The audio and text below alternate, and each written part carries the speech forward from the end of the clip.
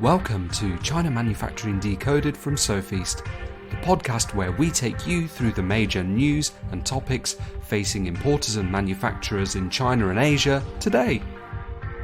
Hello, hi everybody.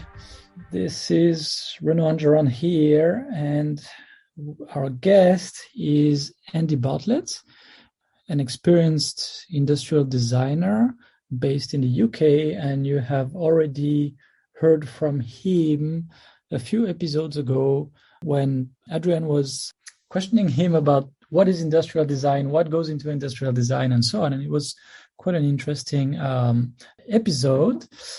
So we are doubling down on it and going further into this topic because it is very much the first step into making the product real and already thinking of the manufacturing process. So welcome to a new episode of China Manufacturing Decoded, episode 93. Hey, Andy, how are you doing? Hey Renaud. Thank you. That's a good introduction as well. Thank you very much. Good, interesting topic as well today, I think.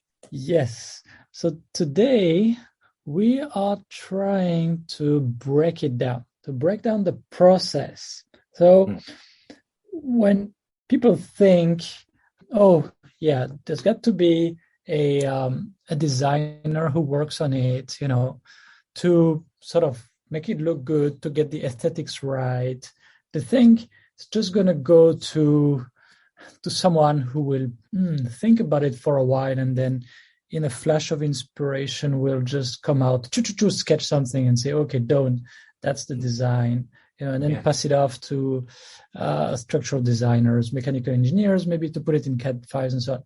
And actually, when it comes to designing new products, mechanical products and or electrical products, and a lot of the electronics that are on the shelves of so many shops now everywhere. I mean, so many new products come out with electronic parts.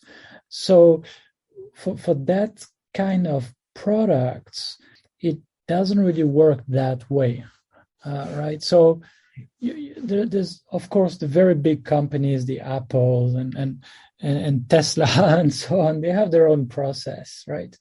And it's kind of heavy, but and it's another world.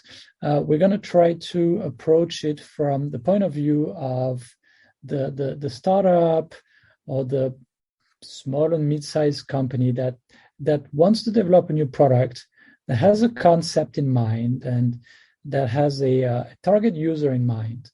But now they need to do the industrial design, right? This is really the first step in direction of manufacturing. And it typically includes much more than someone sketching something and sending it over and okay, that looks great in that color and oh, you made it round here and it's very nice. It's so much more than that. But people who have never really worked through that with an industrial designer are not really aware of that. And even if they have, they might not be aware of everything that happened behind the scenes, right? So we kind of brainstormed this, and we came up with 6 phases. It could be obviously 4, 5, 6, 7, 8, whatever, but we came up with that, and Andy gave some really good feedback.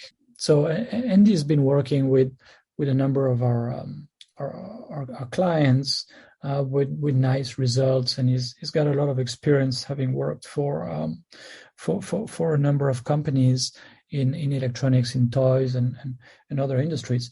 So what we're going to do is simply go through the 6 phases and then the activities, the steps within these phases. And then Andy will explain a little bit what goes into that.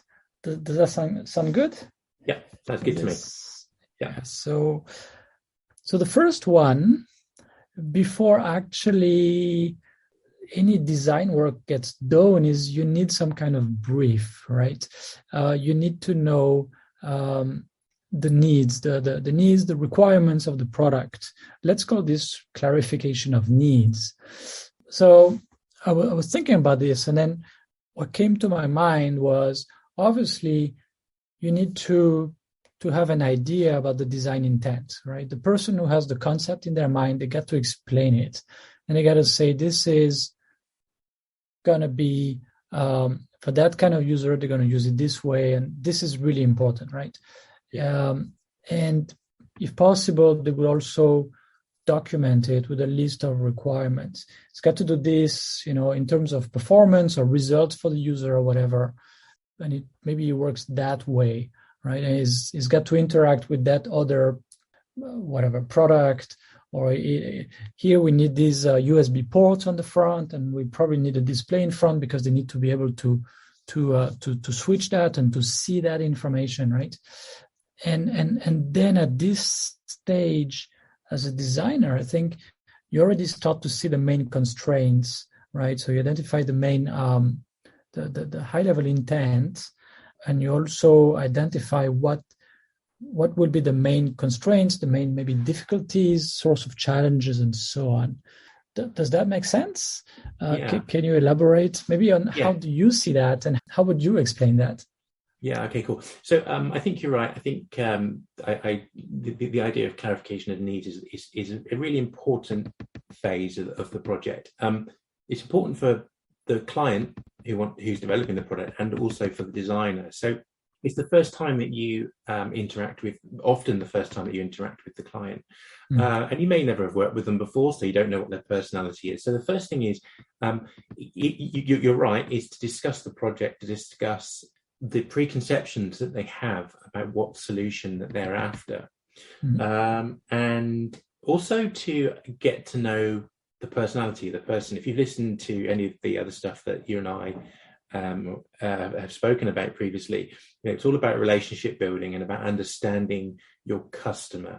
So from a design perspective, what I always try and do is I kind of obviously it's an introduction, but also to understand the user story, which is what you described about, what the product does, how the person they see is going to interact with it, and but really eke out the preconceptions that the person has come with. Some people have very, very clear ideas about what they want to look like, a sort of feel for the brand, and other people are much more sort of early stages and much more of a blank piece of paper. So each project's different. Each project, as you know, Renaud, it will vary in technical challenge and aesthetic challenges and usability challenges and user interface challenges. They're all different. So they will all require different things. But the most important thing is to really kind of get to know the client, what they want from you as a designer, how interactive and proactive they want you to be, how blue sky they want you to be, or how prescriptive they want you to be. So that's my take on the clarification of needs. Now, the other thing I'd say also in the clarification of needs is when you establish what the client has in mind, you can also establish where you think you might be able to take the design. So you might be able to push the boundaries a little bit. You might get a sense that there's an appetite for more exploration and for more a more in-depth design process, or there may be a very sort of much more limited scope in the brief. So I think as a designer, one of the things that we should always be doing is asking, where can I add value? And that often is in the creative process, and often coming up with maybe features or directions that were previously unconsidered by the client. So, but not everybody wants that. So it is very much a thing about understanding your client, understanding their requirements, understanding their time requirements, and maybe their budget requirements, and also their approach to risk, I suppose. Yeah. So what you're saying is, some clients maybe will tell you, I want that kind of product, but also I need this feature, and I don't need that. And I need the same color as that, and that are so very prescriptive. They already thought through that. And And some other clients will say, well, I just want it to be nice. Here's what it would do for the kind of user, but I kind of don't really know. Yeah. A very big difference. I've never had a client that didn't appreciate and value them being shown something they didn't have in mind. If that makes sense. Even a very prescriptive, even someone who has a very clear idea will always be receptive to good ideas. And so I think as an industrial designer, that's one of the core functions, is to eke those ideas out and find new places that were unexpected sometimes. Yeah, it makes a lot of sense. Yes. So that before we get to like the solution, really, so you clarify the needs. Do you usually try to get a written brief, or is it going to be them on a Zoom call trying to explain things to you and so on? How do they actually communicate this? I mean, you can use every tool at the disposal. The quickest one generally is actually to do a Zoom call and to look at other stuff that's already out there. Now, not every product will be. Often a client will have another competitor's product in mind already as a starting point, a jumping in point. It won't be the same, obviously, but it will be. And so actually having a competitor's product there is really useful to do a strip down or something, but also to review. I personally don't have many projects whereby, I don't know, connectivity or screen design or any of those details are predefined. Mostly it's a kind of much more vague aspiration. I was thinking about a screen, we could do it with an app and these are sort of like open-ended conversations. And I think the beauty of talking in real time with the client rather than writing and corresponding through the written form is that you can cut through a lot of that. You can cut through a lot of or you can gauge where there's some appetite for exploration and when there's not. And so, for me, a written brief, not so important as a real-time conversation. But that's my preference anyway.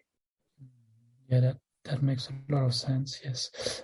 So you already probe ideas and trying to see their reactions, or you at this stage you purposefully try to avoid jumping to any kind of solution, but you try to stay with the user story and the needs.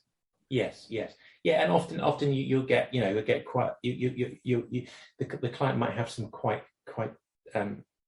focused ideas about that, and it's good to just sort of discuss those ideas and say, without providing solutions, say, have you considered this or have you considered that, without jumping into too much of a solution focus. Right. So it's a bit of both. Yes. Yeah. Makes sense. Okay. At this stage, any deliverables? Let's say it's a fairly complex project, and let's say you want to do it very much, step by step. Yeah. And if let's say you do it for a company that really wants things to be documented along the way and so on, what typical deliverables would come from that? Yeah.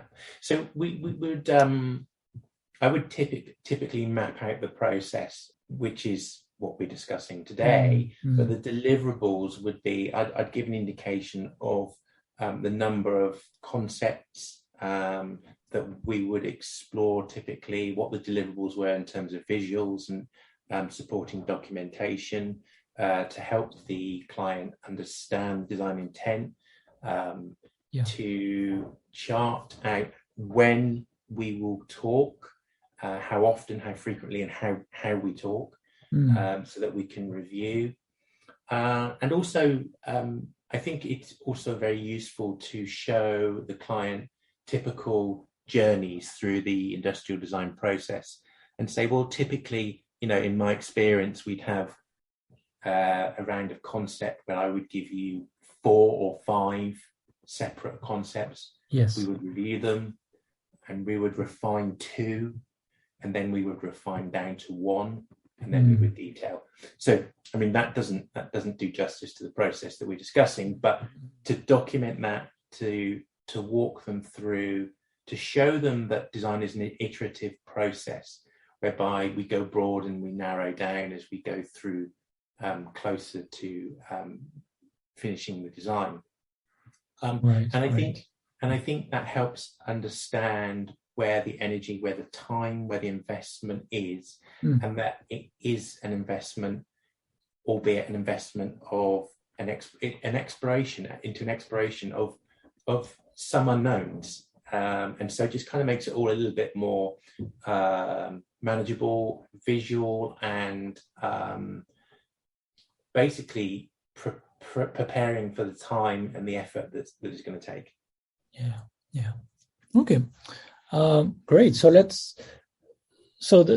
first phase is really collecting the raw materials for all that, right? And then let's say phase 2, starting to collect information and start maybe to do some sketches, is really going broad, right? What you mentioned is going broad, trying to explore different concepts. So before going into that, are there some cases where you really step back and you say, no, I need to really understand that kind of user, what they do, what exactly is their story, typical use cases and things like that, and look at other products in the space? Or is it at the same time in what we discussed in phase 1? Well, often, as a designer, you might be working in a new category for the first time, and the person coming to you may well be very absorbed into the sector. So, yes, you do need to immerse yourself into the pre-existing stuff that's out there, how people are presenting themselves, how they are driving the user, how they are engaging with the user, the consumer rather, and so yes, that is an integral part of kind of, as a designer, becoming immersed into a product that may well be quite niche. It may have a very specific application.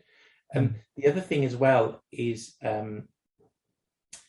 understanding the brand values or what the client aspires to do with their product. Sort of what quality, what price point, where they're going to sell, how they're going to sell, and if they have any ideas on marketing and launch. And that sounds very early and very early to discuss that, but really it helps you understand how far you can go in the design process and where you definitely realistically take that person.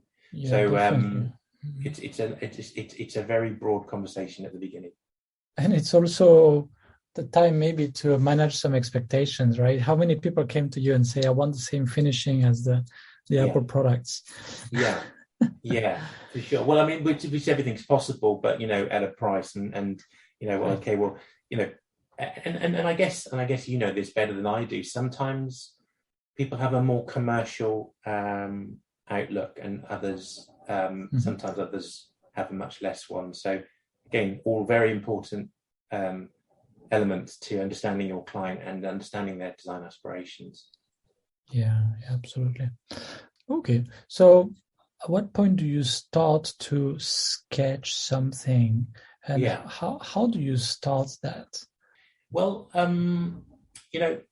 every project is different. If I was designing a toy, for example, the brief might be very broad, and there may not really be much solution-based information there.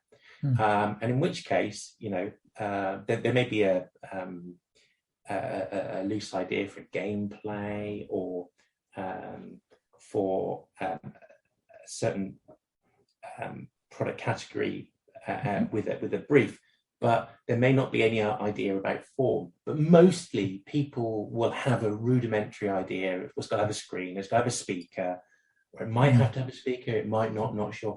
And so you get these little building blocks, and that's the start of the puzzle, if you like. That's where you start to build something.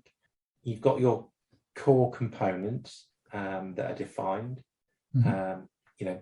Probably, that we're going to have a USB slot. We're going to have maybe a screen, and maybe that's a touch screen, or maybe that needs some buttons, and it needs to have a heating element or some insulation or something. These are often sort of the core building blocks that can start to form your thinking, and often a really good place actually to start is to really just go, well, what are we packaging here? What are the elements that we're putting together, do we think? And how could we assemble them in a way that could be interesting? So that's one way to start approaching the industrial design, is to start with a very rough space envelope of what the bits that we are putting together, how big they are. So if I rephrase that, what are the main features? What the interfaces maybe with other elements at a high level, but you already start to break it down, right? Yeah. That's right. Because we are here to make something beautiful, but we're here to make something. Form follows function, which is the guiding principle. Form follows function. So we cannot, as designers, we cannot. We can often push hard, and we can often claim ignorance and request things that are difficult, but we cannot request things that are impossible. Sure. So we have to understand whilst we're not production engineers, whilst we're not mechanical engineers, we have to understand that we are a link in the chain that goes all the way to production and a production design. So we have to empathize, and we have to understand and sympathize with all the disciplines, whilst pushing hard to get something that looks fabulous and has impact and will delight the user and the client. Right. So so you design already with manufacturing in mind from the very start, even from as soon as you start to think of a concept. You got to make sure, okay, hey, am I designing something that's pushing the envelope a little bit too much here?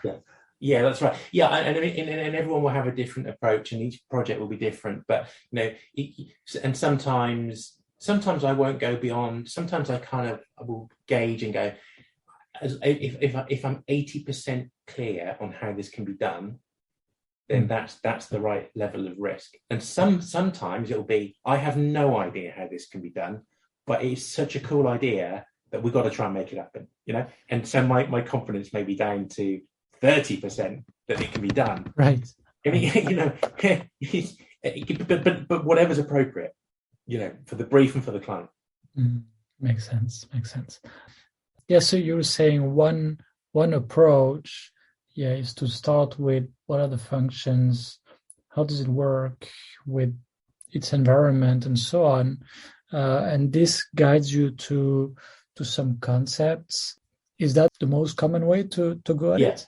Yeah, sure. Yeah. There'll be a number of concepts, normally no less than 3, and probably no more than 5, because it just becomes sort of machine gunning.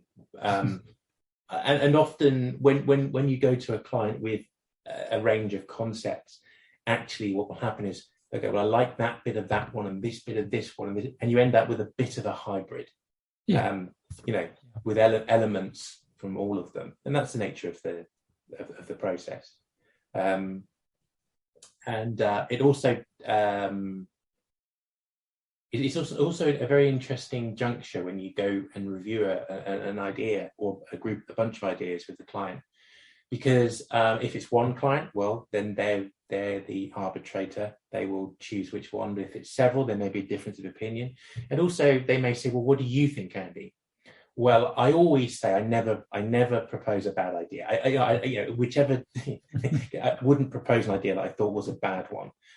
So in that sense, any choice that you make is a win. But I may well have a preference driven by whatever maybe one looks the best, or one is quickest to develop. Whatever the client has as a, in their mind as the most important thing. It might be lower tooling cost, or it might be speed to market, or it might be development risk, or it might be I'm looking amazing. Then I would always kind of like rationalize around those needs. Yes, and this is, again, as much as possible, you got to get this information to surface as early as possible, right? Yes. What are the needs, basically, and the design intent and the objectives and so on. Yeah, makes sense. Yeah. Okay, so you tend to go into a few concepts and you start to sketch them. Do you tend to sketch them and share the sketches and get feedback from the client? Yes. Or do you? Yeah. Well, it's really interesting, because you can share an idea too early and you can share an idea too late. And again, it depends on the approach of individuals.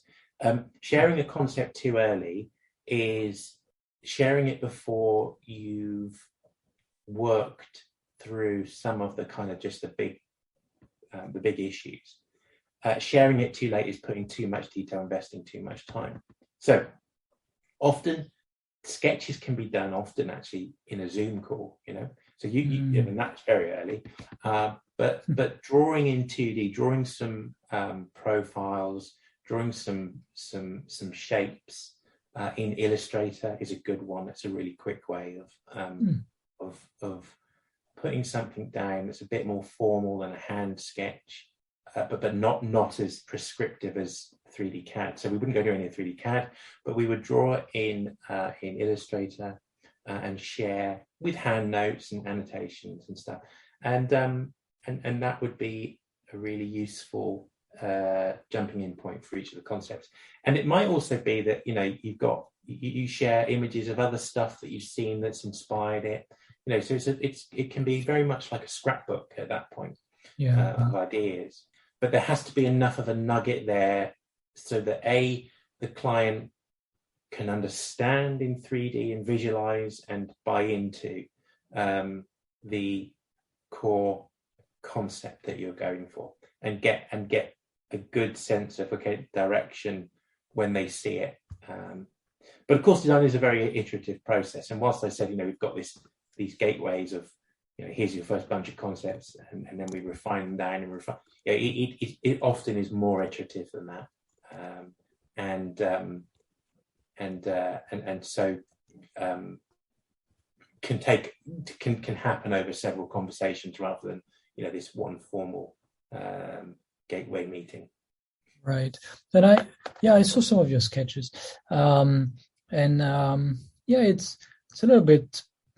I'm trying for the listeners, trying to think of, okay, what are they thinking of? Is like some kind of drawing, sort of broad brush, but you already see the colors, you already have a feel maybe for really for the form of the product, but it's going through the aesthetics without going into the details of it, just at a high level.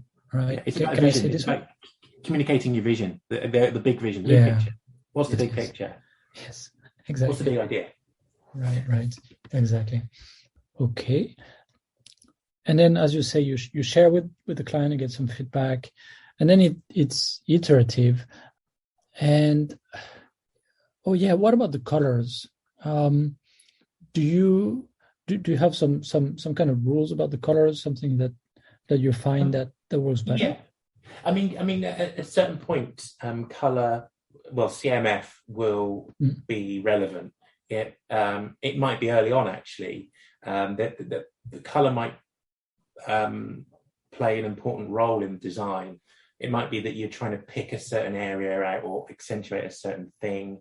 So it might be not simply the absolute color that you want, but the fact you've got color breaks and the way where two bits may interface, or where an LCD might have a bezel on it, or what you have in mind. It's not like absolutely nailed down detail, but it might be that you want to consider CMF at this point, and call that out. But it wouldn't be unless it's fundamentally critical to the concept, which often it isn't. You don't really need to explore color options, although you will be thinking about it. So again, if you go back to the analogy of the scrapbook, if you've got stuff that inspired you or triggered thoughts and ideas, then that may well also include color. It may be, a finish that you've seen on a car, or the way that someone's executed a hidden till lit screen or something like that.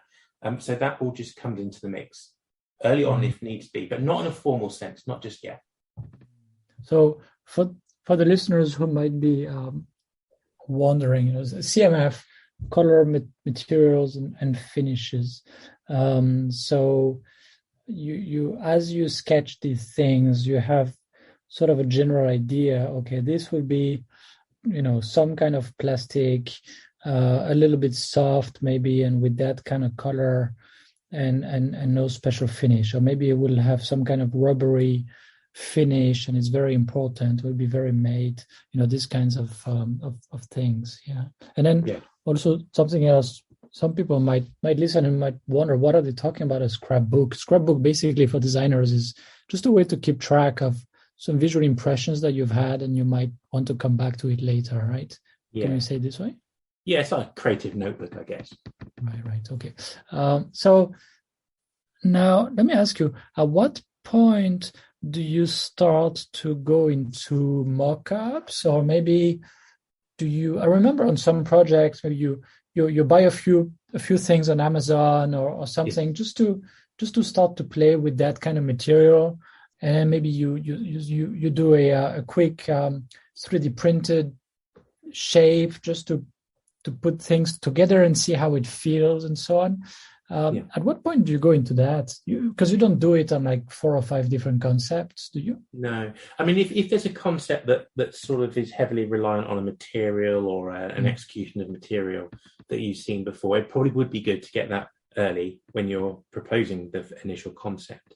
Yeah. And that would be appropriate. But you probably wait until you've got a decision on concept direction. So, you've gone through, you've presented a range of concepts, and now we may focus on one or possibly two to move forward. And I think at that point there, it would be appropriate to start getting samples, mocking up, if you need to do rudimentary 3D data for printing, doing that, or even with a lower budget or a quicker scale, printing in 2D on paper is also a really good way of getting a good idea of scale and form.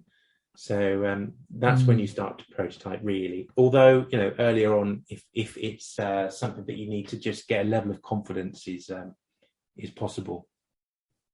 Right. Oh, yes. Okay. And now, let's say you've explored a few concepts, and then you start to narrow it down to one concept. And maybe, as you say, it's kind of a mix of 2 or 3 different concepts, and you try to bring it all together nicely. How do you go about that? So it's all driven by the client, right? And you try to get them to give you some direction, and then you try to follow that direction? Yeah, for sure. It's a client. Every client will have a very, hopefully, a very crystallized, strong opinion on direction. And as I said to you earlier on, they may well ask you for yours, but ultimately the client will be taking this and investing all their time, energy, and into bringing it to market. So they have to be totally behind it and totally have total belief and trust in the concept. And normally, with some kind of advising, I guess you describe it. You can help shape that decision, but it will predominantly be owned by the client. And there may well be some element of continued exploration in the next stage of concept development. But all the time we should be getting more and more focused, and if you like, making more and more decisions about the form and about the function. And obviously the most efficient process would be to explore only a couple of our options and to be more linear in our decision-making process. But oftentimes, unfortunately, we go back and revisit old ideas because after some further exploration, well, maybe they were good ideas, you know. So your design is definitely an exploration into the unknown. So we should always be prepared to go back over old ground and to go round the loop again if required. And that often happens. And it's not a sign of failure, it's a sign of doing something new and different. Because if it was a well-trodden path, then, well, you wouldn't be doing it. Yeah, and that's why it's so hard to estimate the number of hours or days or weeks it's going to take from the beginning, right? Because it is iterative and there are feedback loops, and you don't know how many of them there are. No, right? For sure. Right. But strong project management helps that and focuses that and keeps us honest and true and as efficient as is appropriate, I think, for the development process. So project management, and you mean keeping everybody focused on the next steps and the timelines and and on the initial brief, maybe if the client goes a bit too much of the path. Yes. I mean, you can act as the client's conscience in the sense of saying, well, we didn't start here, and we've landed here, but we didn't think we were going to get here. Are we okay being here? And are we okay doing this now?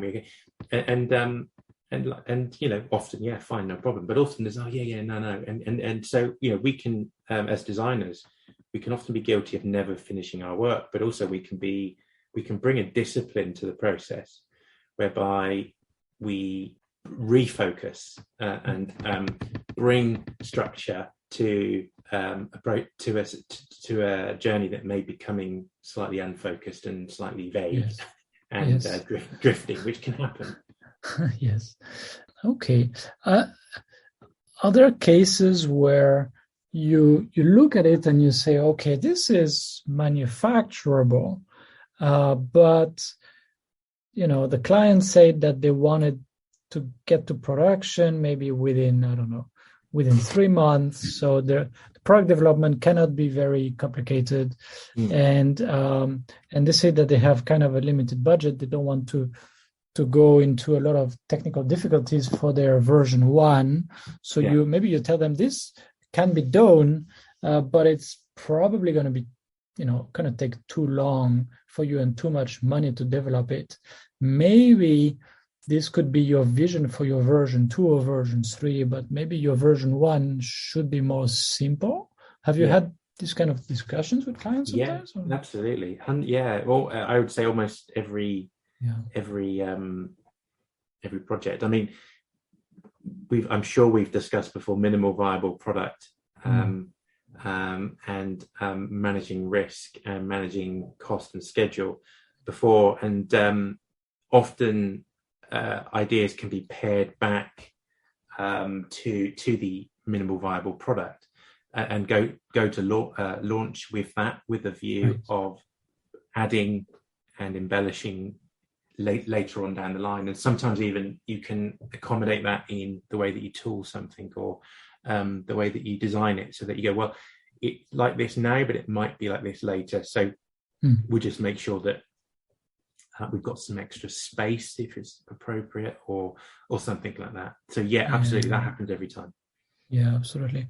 And then do you sometimes give them some feedback such as, like, this is possible, but, you know, this kind of, especially, for example, with surface finishing, right? Like, I don't know, plating, anodizing, painting. Yeah, it's possible, but the yield is usually not very high. Quality might suffer. It's not going to be so easy.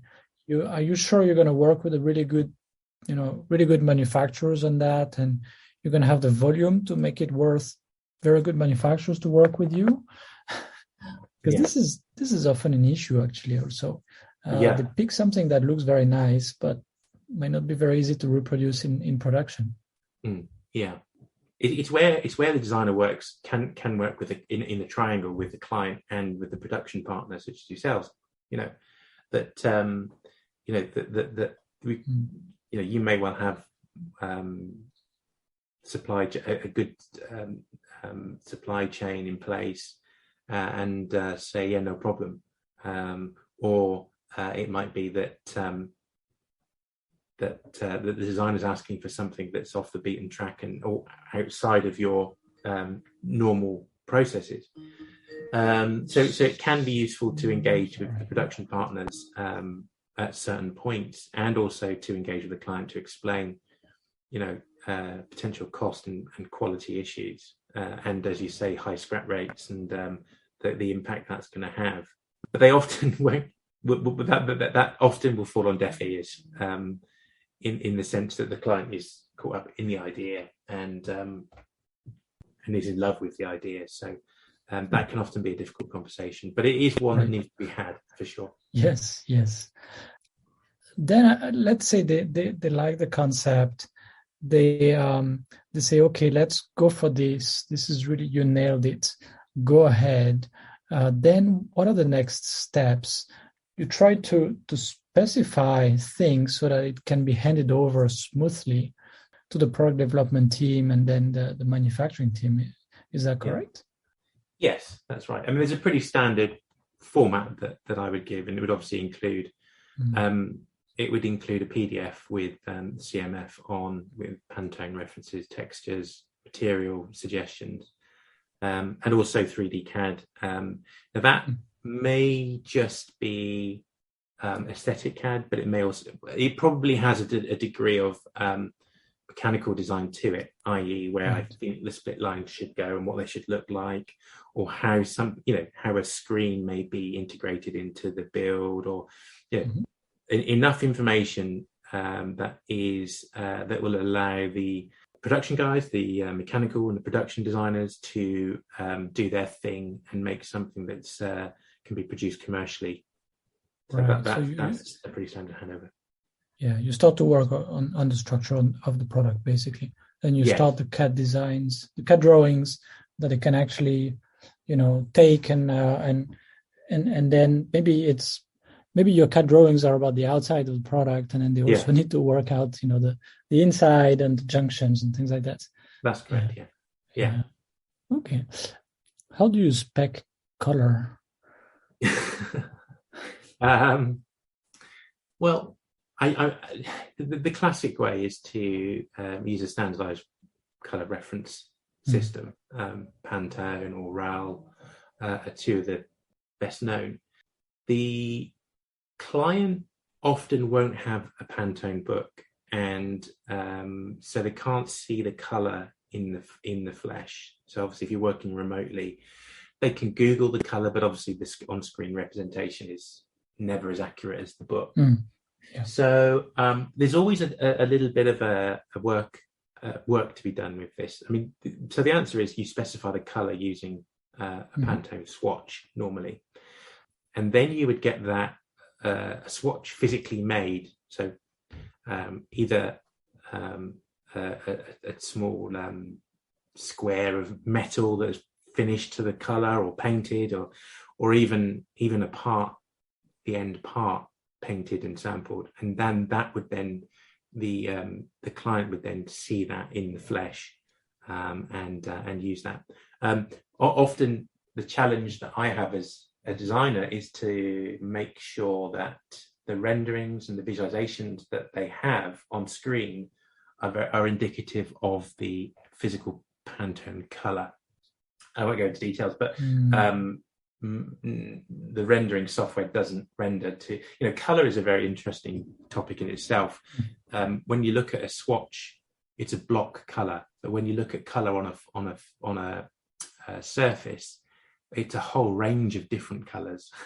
So Yes, part of the skill is to represent that in your 3D renderings and your on-screen visualizations, so that the client has a really clear and defined expectation of color and finish. But ultimately, it will be a case of sampling it for the final. Right, exactly. Yeah, and that leads me to my last question. Actually, as an industrial designer, you really have the design intent very clear in your mind, and you need to kind of follow up a little bit, right?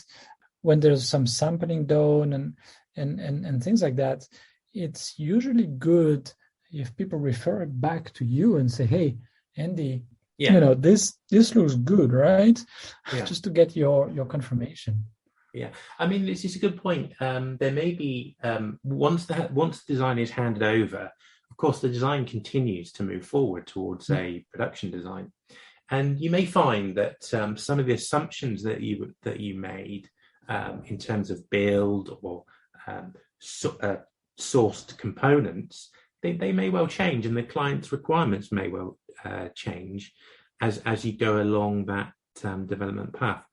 So it is always worth keeping the industrial designer engaged and tracking the project, so that if any changes do need to be made for whatever reason, they're still aligned and they're still looking good, and keep the essence of the concept that was approved, going and deliverable.